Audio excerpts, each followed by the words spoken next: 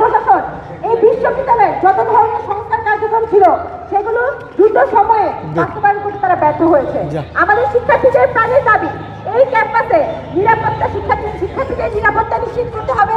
এই ক্যাম্পাসে শিক্ষার্থীদের প্রশাসনিক যে ক্ষমতা, যে ডাকসু, সেটি নিশ্চিত করতে হবে। তারই কারণে আজকে বাংলাদেশ গণতান্ত্রিক ছাত্র সংসদ ঢাকা বিশ্ববিদ্যালয়ের পক্ষ থেকে আমরা এখানে অবস্থান কর্মসূচি পালন করছি। আমাদের 3 দফা দাবি। প্রথম দাবি হচ্ছে আমাদের ভাই হত্যা, আমাদের ভাই শাম্যকে হত্যার বিচার অবিলম্বে নিশ্চিত করতে হবে। দ্বিতীয় দফা দাবি এই ক্যাম্পাসে শিক্ষার্থীদের নিরাপত্তা নিশ্চিত করতে হবে। এবং তৃতীয় দফা দাবি অবিলম্বে ডাকসুর তফসিল এবং রোডম্যাপ ঘোষণা করতে হবে। এই 3 দফা দাবিতে আজকে আমাদের এই গণতান্ত্রিক ছাত্র সংসদে অবস্থান কর্মসূচি পালিত হচ্ছে।